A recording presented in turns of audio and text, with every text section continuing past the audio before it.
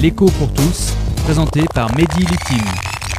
Madame, monsieur, bonjour. On a appris la semaine dernière que la Banque centrale chinoise avait laissé les taux d'intérêt augmenter fortement sur le marché interbancaire chinois.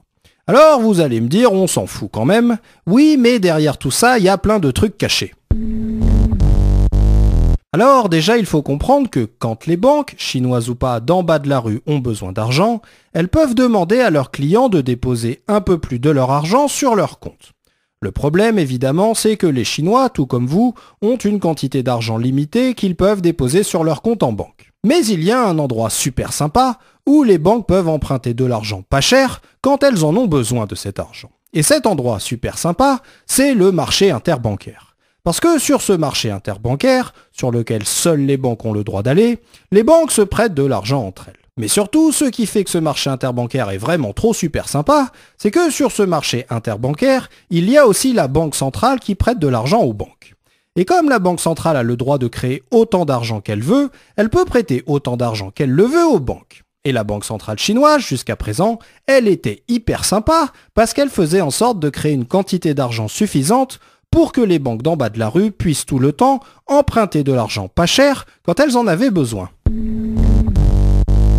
Mais la Banque centrale chinoise a appris que les banques empruntent régulièrement d'énormes quantités d'argent pas cher sur le marché interbancaire, non pas pour ensuite prêter plus d'argent pas cher aux entreprises et aux ménages chinois, mais pour spéculer en cachette, à la mode américaine ou européenne, c'est-à-dire pour acheter puis vendre plus cher plein de titres financiers sur les marchés financiers, un peu comme les titres financiers liés à la crise des subprimes en leur temps. Du coup, la Banque centrale chinoise, un peu vénère quand même que les banques chinoises risquent de déclencher un genre de crise des subprimes en Chine, a décidé, d'un coup de théâtre, de faire en sorte qu'il y ait moins d'argent disponible sur ce marché interbancaire pour les banques qui spéculent. Et le message de la Banque centrale à ces banques qui spéculent, au lieu de prêter de l'argent aux entreprises ou aux ménages, ça a été de dire en gros: vous les banques qui vous prenez pour des Américains, je sais précisément quelle banque s'est engagée à rembourser quel montant d'argent et à quel moment pour pouvoir spéculer.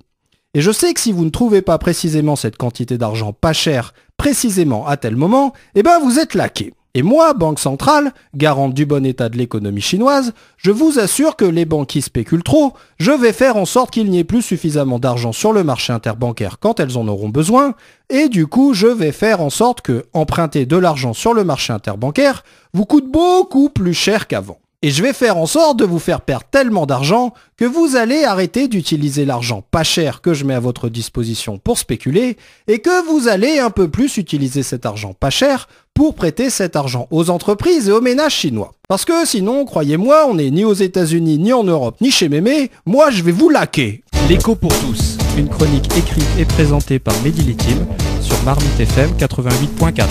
Vous pouvez nous contacter pour réagir à cette chronique sur marmitefm.canalblog.com.